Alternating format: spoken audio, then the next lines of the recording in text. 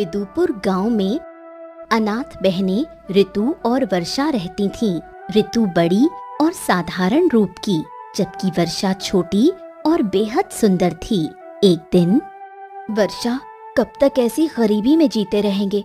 हम दोनों को कुछ तो जुगाड़ लगाना पड़ेगा और हमें अमीर बनना पड़ेगा। कब तक इस गरीबी वाली जिंदगी में रहेंगे? दीदी, अमीरी जुगाड़ से नहीं, किस्मत से मिलती है। तुझे अब तक धन दौलत की चमक दिखी ही नहीं। जब देखेगी तो समझेगी, दौलत से बड़ा नशा किसी चीज का नहीं होता। दीदी, देखना, एक दिन यही अमीरी का नशा आपको कुछ ऐसा करने पर मजबूर कर देगा जो आपको नहीं करना चाहिए। इसीलिए अभी वक्त है। आप ये सब सपने देखना छोड़ दीजिए और हम जैसी जिंदगी में हैं उसे ही अपना लीजिए। तुमसे तो कुछ कहना ही बेकार है। वर्षा, मैं खेतों में काम पर जा रही हूँ, तुम घर पर ही रहना, ठीक है?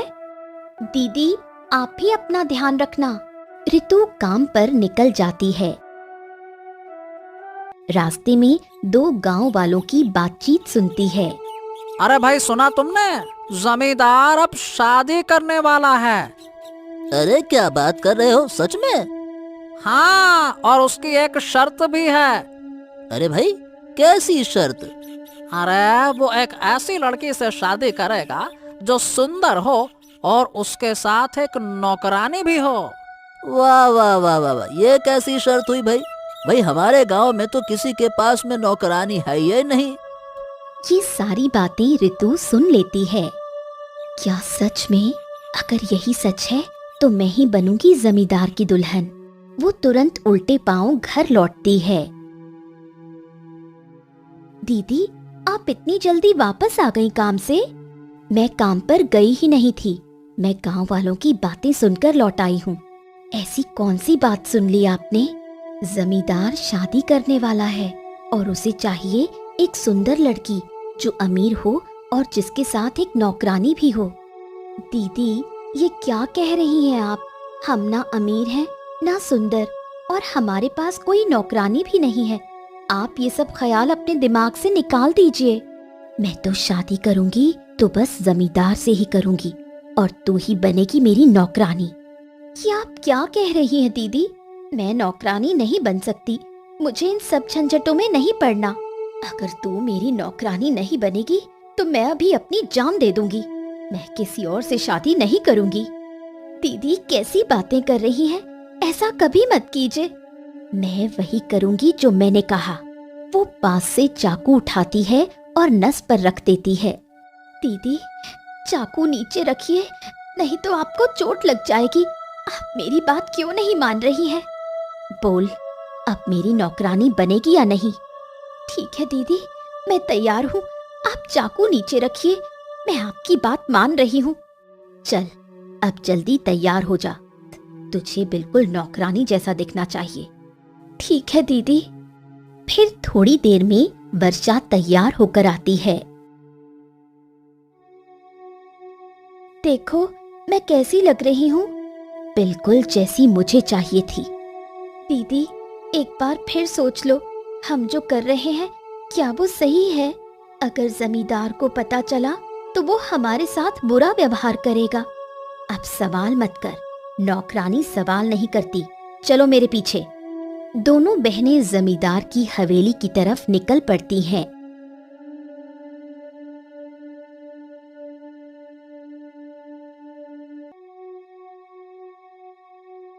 अरे, ये जमींदार की हवेली कितनी सुंदर है, बिल्कुल महल जैसी। दीदी, ये ख्वाबों की दुनिया से बाहर आइए। अब और बातों में समय मत गवाइए। जिस काम से आए हैं उस पर ध्यान दीजिए। मुझे बस जमींदार से बात करनी है। ऋतु गेट के पास आती है और जोर जोर से दरवाजा पीटती है। जमींदार दरवाजा खोलते हुए, अरे बस बस, कौन हो तुम दोनों, और मेरे दरवाजे को क्यों पीट रही हो? मैं ऋतु हूँ, बिदुपुर गांव से आई हूँ।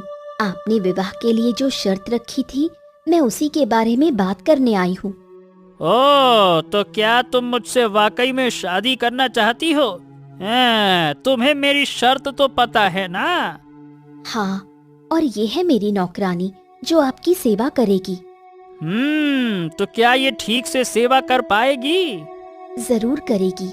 ये मेरी नौकरानी है और मेरी बात कभी अधूरी नहीं रहती।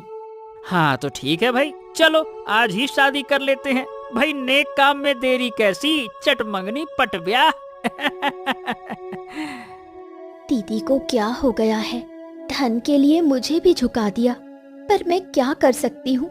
ये मेरी बहन है, मैं इसे तकलीफ में नहीं देख सकती। कुछ ही दिनों में शादी हो जाती है। देखा वर्षा, मैंने सोच लिया और वही हुआ। मैं अब किसी की बीवी हूँ और अमीर भी, इसलिए मैं कहती हूँ किस्मत खुद बनाई जाती है। वर्षा चुपचाप उसकी ओर देखती है पर कुछ नहीं कहती। ऐसे ही कई दिन बीत जाते हैं और एक दिन जमींदार नशे में धुत होकर आता है। अरे तू तू समझती क्या है खुद को, हैं? अरे चल निकल यहाँ से, तेरी कोई औकात नहीं है क्या? तेरी कोई औकात नहीं है, मैं मारूंगा घुसंड तुझको। आप ऐसा क्यों कह रहे हैं? मैंने क्या किया है? अरे तू बस एक औरत है, इससे ज्यादा कुछ नहीं। औरत को हमेशा अपने पाँव की जूती बनाकर रखना चाहिए, जूती जूती। इतना कहकर जमींदार ऋतु को मारने लग जाता है। फिर अरे ओ नौकरानी, खाना ला कलम करके, भूख लग रही है, खाना ले गया? खाना ले गया खाना? वर्षा चुपचाप खाना गर्म करती है और कमरे में जाती है। ऋतु चुपचाप कोने में बैठी रो रही होती है। हे भगवान, मेरी दीदी को क्या मिल गया? इस रिश्ते में ये कैसी जिंदगी जी रही है? फिर जैसे ही अगली सुबह होती है, जमींदार ढेर सारे गहने और साड़ी लेकर आता है। अरे रितु, मेरी प्यारी बीवी, तुम मुझसे नाराज हो क्या? अब देखो, मुझे माफ कर दो। पता नहीं, मतलब थोड़ा सा पीने के बाद, मैं पीता तो एक ही पैग हूँ पर चढ़ता 10 पैग के बराबर है, फिर मुझे होश नहीं रहता। अब देखो गलती हो गई, पर तुम ये तो देखो मैं तुम्हारे लिए क्या क्या लेके आया हूँ, एक बार देखो तो सही। इतने सुंदर गहने और साड़ी मेरे लिए? हाँ, ये साड़ी पता है कितने की है? 10,000 की। और ये पूरा का पूरा सोने का सेट तुम्हारा है। अरे भाई, तुम मेरी रानी हो, मैं तुम्हें ऐसे उदास तो नहीं देख सकता। आप मुझसे कितना प्यार करते हैं जो मेरे लिए इतना कुछ ले आए। सच में मैं बहुत भाग्यशाली हूँ कि आप मेरे पति हो। चलो अब जल्दी से तैयार हो जाओ, मैं थोड़ी देर में वापस आता हूँ। ठीक है जी। इतना कहकर जमींदार चला जाता है।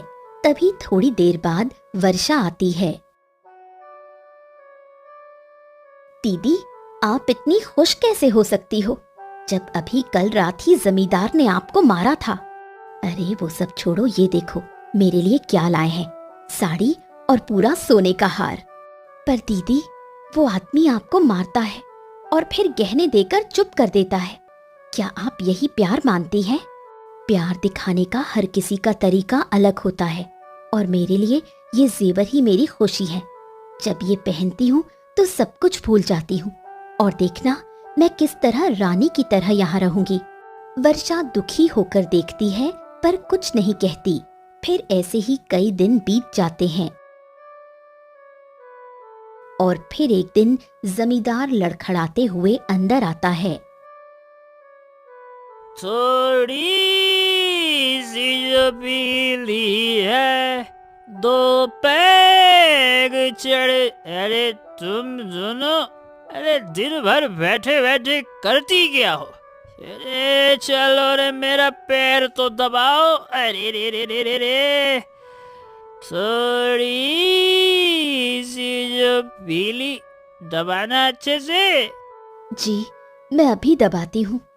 अरे तेरे हाथों में जान नहीं बची, रुक जा, मैं तुझे याद दिलाता हूँ। तू मेरी रानी बनी घूमती है पर सेवा करना भूल गई है, तुझे चर्बी चढ़ गई है ना, रुक जा। और रितु को मारने लगता है। मुझे छोड़ दीजिए जी, बहुत दर्द हो रहा है, भगवान के लिए ऐसा मत करिए। तेरी तो ससुरी तेरे जैसी औरतों को सबक सिखाना जरूरी होता है। सबक बहुत जरूरी है जिंदगी में। हाँ, अभी तुझे सबक मिला ना, अब तुझे समझ में आ जाएगा कि सेवा क्या होती है। सेवा करेगी तभी तो मेवा मिलेगा ना। सेवा करेगी, सेवा सेवा। तभी वर्षा दौड़ कर आती है। दीदी को छोड़ दीजिए, उसे मत मारिए, आप ऐसा क्यों कर रहे हैं? अरे अब ये नौकरानी मुझको सिखाएगी कि मैं क्या करूं। इसको भी चर्बी चढ़ गई है। रुक जा, तेरी भी चर्बी मैं उतारता हूँ। तेरी तो ले ले। अब तुझको भी सबक मिल गया है ना। जमींदार वर्षा को भी मारता है। दोनों बहनें तड़पती हैं। चल, अब तू जा घर के सारे गंदे कपड़े ले और नदी पर धोकर ला। मैं तुझे यहाँ सुख भोगने के लिए नहीं लाया। देख क्या रही है, चल जा। नौकरानी कहीं की, जा भाई जा, नहीं और कौड़े मारूंगा मैं। जा। हे भगवान, ये मैंने क्या कर दिया? पैसे के लालच में मैंने अपनी बहन को भी नर्क में झोंक दिया। अगर मैं उस दिन मना कर देती तो आज ये हाल नहीं होता। वर्षा रास्ते में कपड़े लेकर जाती है। उसके चेहरे पर दर्द और आंखों में आंसू थे। मैंने कभी सोचा नहीं था कि मेरी जिंदगी ऐसे मोड़ पर आएगी जहां मेरी बहन भी मुझे बचा नहीं सकती। अब मुझे ही कुछ करना होगा, पर कैसे, मुझे खुद ही नहीं पता। वर्षा चलते चलते नदी किनारे पहुंच जाती है और कपड़े धोने लगती है। दूर से एक राजसी युवक अर्जुन उसे देखता है। ये कौन लड़की है? इसकी सादगी में कुछ बात तो अलग है। इसके चेहरे पर मासूमियत है, पर आंखों में गहरा दुख छिपा है। क्या ये किसी मुश्किल में है? ओह, इसकी आंखों में इतना गम क्यों है? अरे, दिल चाहता है कि इसका हर दर्द मिटा दूं। वो धीरे से उसके पास आता है